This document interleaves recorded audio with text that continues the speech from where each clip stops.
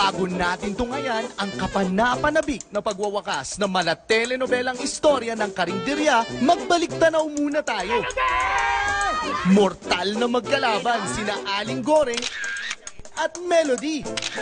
Tila may gera sa tuwing sila ay nagkikita. Hanggang sa nadiscover ng lahat na dati pala silang mag-BFF nang bumisita ang kanilang mga kababata na sina Carmelita at Huli.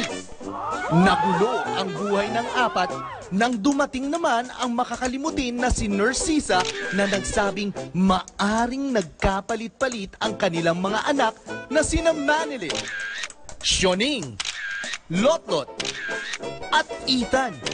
Matapos masunog ang ospital kung saan sila sabay nanganak. Naisulat ko yung katotohanan sa diary. At ngayong tanghali, sa wakas, mabubuksan na ito upang isambulat ang lihim ng buhay ng mga pangunahing tauhan dito sa Karinderya. Ito ang tunay na diary.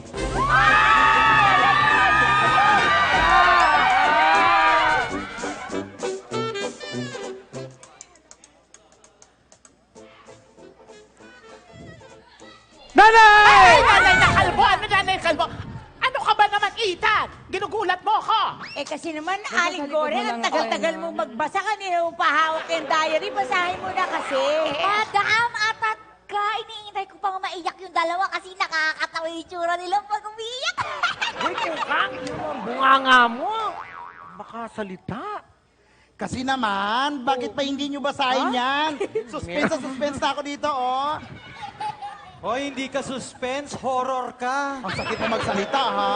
Hoy, Agot, Nene, ano ba nagkakagulo na nga eh? Sorry. Ginugulo-gulo nyo pa. Sorry, last na to eh. Nasaan na ba sina Aling Huli at Aling Carmelita? Malapit na daw po sila. Sinundo pa kasi ni nanay si Aling Huli. Nanay! Ay, naku, ang nanay ng kalabaw! Ano ba? Alam mo, Ano ka ba? nakakagulat talaga Ginugulat siya. mo? Ikaw tatamaan ka sa akin, Ethan, ha? What? Alam mo, huwag mo na kasing gulatin to si Goreng. Ano? Hindi ka ba masaya na malalaman mo na kung sino nanay mo? Oo nga. Hindi ka na mamumutla. Tagal-tagal na. Ito na yan, dali, ito na. Ay, Teka na, sandali. Pwede ba? Basahin nyo na yan. Ayan, Kung ano tinan yung mo, nakalabas ayan sa na, diary na yan. Gusto ko nang malaman. Carmela, wag! Hindi, sandali lang. Wag.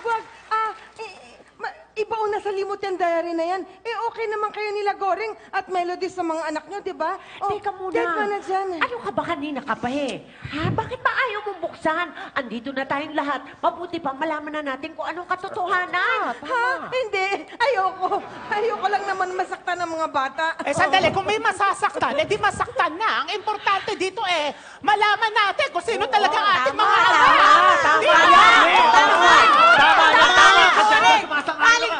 Handa na ba kayo? Handa na! Ba't nakikialam kayo lahat? Hindi kayo! Si Uli, si Carmelita, si Ethan, si Sioning, si ang anak mo, si Goreng, Manilin. Handa na ba kayo? Oo. Handa na. Ngayon, hindi kayo Sige. sasagot. Oh, handa na kami. Dana. Sige. Ay, nanay, nakalabaw na si Gorgoran! Ano ka ba naman? Sigaw ka ng sigaw! Makakatikim ka sa akin eh. Nakakaiyak naman po kayo. Naalala niyo yung very loving karabaw ko siguro ko niya. Hoy! Ay, ano ba? Pwede isa ba? Eh, isa ka pa dyan eh. Pwede magbasa na si Aling Goreng. Okay na. Ito na, sisimulan na natin basahin ang laman ng diary. Ito na, ha? Ito na. Sandali! Sandali! Ako tayong Sandali! Ano ba yan? Washington! Eh, Ano Pablo. ginagawa mo dito, Washington? Pablo Escobar. Pablo! Ano daw? Manilin, tada na yun ang kinasasabi na yun. Na kahit na ano ng laman ng diary na yan, hindi na ikaw ikahiya ni Pamela. Kasi ako po, nandito lang ako yun niya. Oo naman! Kasi kung nandun ka, mas nakakatakot yun! Tita! Ano pa ba nangyari? Ay,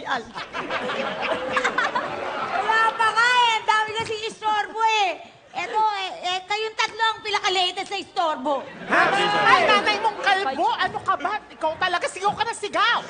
Eh bakit ba? Sigaw ka na sigaw. Hinahanap mo yung nanay mo. Yun na si nanay, oh.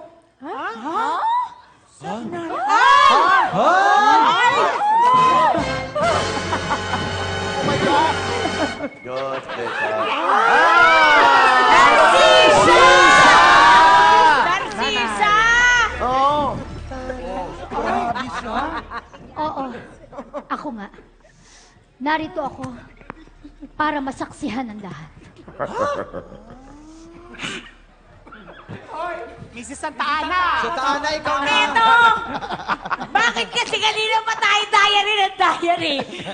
Eh, pwede, sabihin nyo na naman diary. Ano? Kaya pa! Kaya pa yan. Ulitin mo! Ulitin mo! Sabihin nyo na kasi, Narcisa, yun naman ang diary. Dito ka na! Si Santa Ana, dito ka na. Ewan ko sa inyo. Game, ayan na. May mga bagay na pinauubayan na lamang sa kasulatan. Mga bagay na kailanman ay hinding-hindi matutumbasan ng mga salita. At mga bagay na mas makabubuting pinabasa kaysa pinakikinggan. Yes! Bihira ka naman eh! Ano ka ba? Ang dami mo naman drama. Bakit hindi pa basahin na kung ano yung nasa diary? Total, nandito kami lahat at gusto naming malaman kung anong totoo. Nakakaloka ka naman po, Aling Carmelita. Pati buhay niyo, chismis niyo. Ay, why not? Alam mo, ganyan talaga kasi kami mga members ng La Liga at Chismosos de Pilipinas. Walang kinikilingan, walang pinoprotect ng chismis sa totoo lang. Oh. Yes! Professional! Medyo LR ka doon ah. Medyo LR. Nay. Ay, ako ba? Nay. Nay. Nay! Ikaw na! Nanay! Nanay! Nagulat ako! Nanay ng bakulaw! Oh, my bad, sorry. Ano ba naman nga? Anak, pasensya na. Alam mo, hindi ko sinasadyang masigawan ka. Pero natatakot lang kasi si nanay mo dito sa nilalaman nitong dayare. Nay, gaya ng sinabi ko dati, ano man ang katotohanan na lumabas dyan, ikaw pa rin ang nanay ko. At mahal na mahal kita, Nay. Anak, tandaan mo. Hoy, Goreng! Mamaya ka na magdrama, basahin mo na yung diary. Sobra siya. Alam mo, kontrabida tong Narcisa na to eh. Dahil sa inggit mo sa akin, nagawa mo sa aming lahat ito! Bakit hindi mo na lang kasi sabihin ko anong sinulat mo? Ang taas, Carl. Taas nun. Taas. Galit siya. May mga bagay Ayan na naman. na pinauubayan na lamang sa Ano kasulatan. ba yan? Paulit-ulit. Mga bagay na kailanman Sabing Leor, ay hindi matutumbasan ng mga salita. Ano ba? Alam na namin yan, 10 taon mo na sinasabi yan. Pisado na namin yan. Yung mas mabuti pa binabasa kaysa pinakikinggan. Nakabasahin na nga yung lintik na dahil. Basahin mo na kasi, ang tagal eh. Teka, Miss Melo. Wait lang. Nakakabahan ako. Bakit kami nakakabata sa akin yung pasasagot? Pakialam ko sa kaba mo, tumutuloy laway mo. Hindi, taligoring kinakabahan. Huwag na kayong intrimididong OA na yung dalawa eh.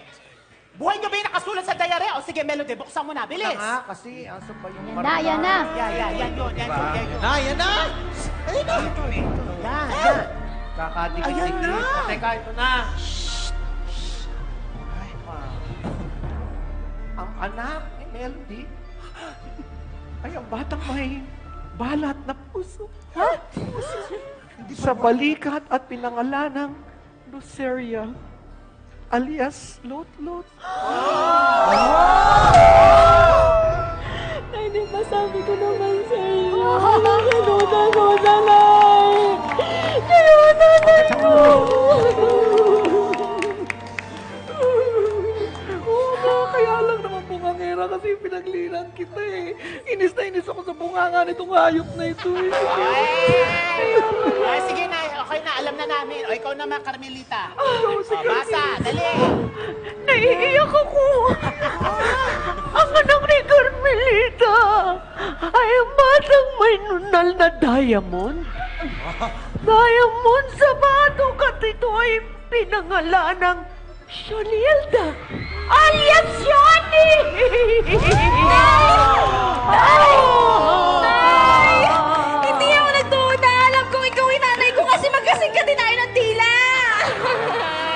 At magkasing sexy! I love you, anak!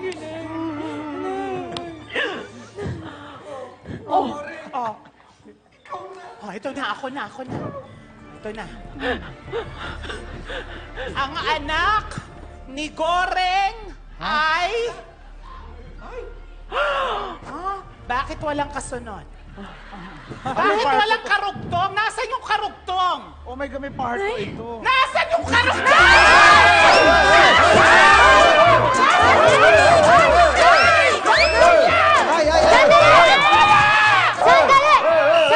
Sandali lang!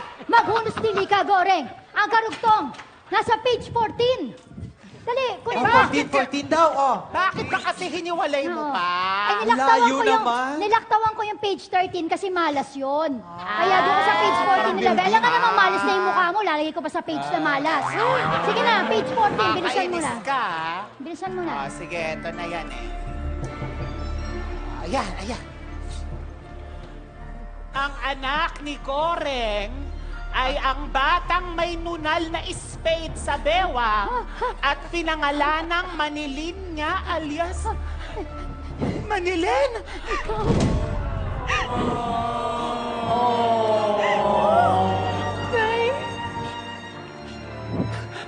Permiso.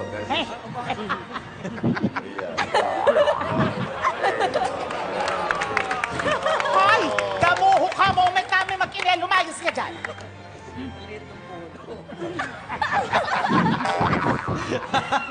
Lumayos ka muna! Halika rito! Pabor. Halika rito, anak! Nay, huwag naman kayo magalit sa akin. Anak! Hindi nawala yung lukso ng dugo ko sa'yo. Ikaw pala talagang anak ko. Hindi rin lumuwag ang kapit ko na ikaw talagang tunay kong nanay.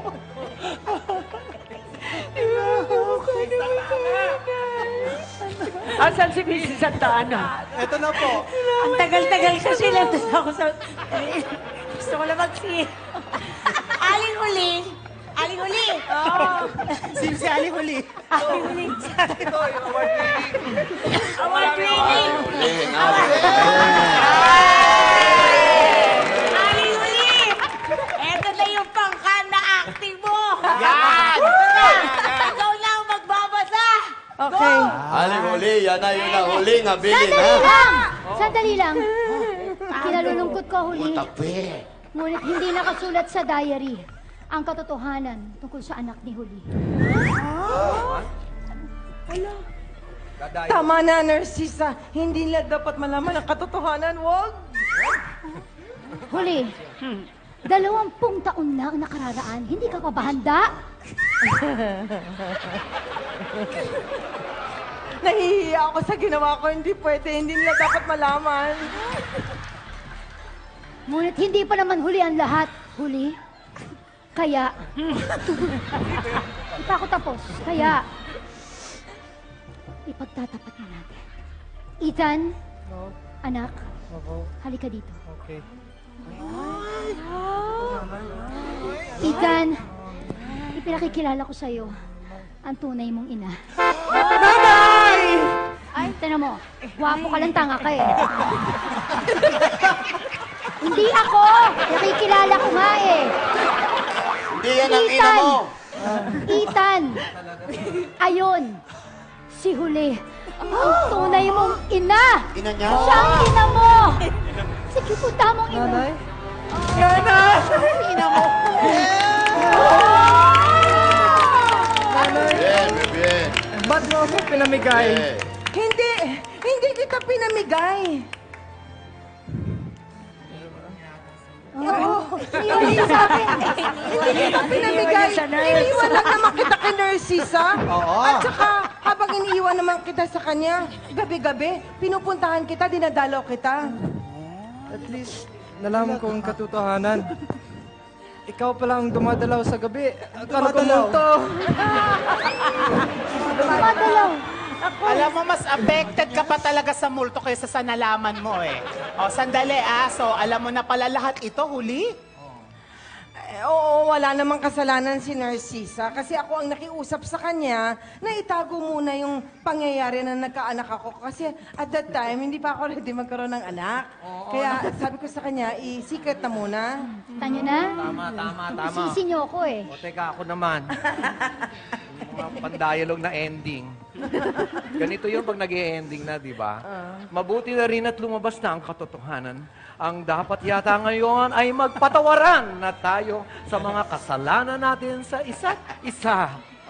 Alang-alang na rin sa ating mga anak.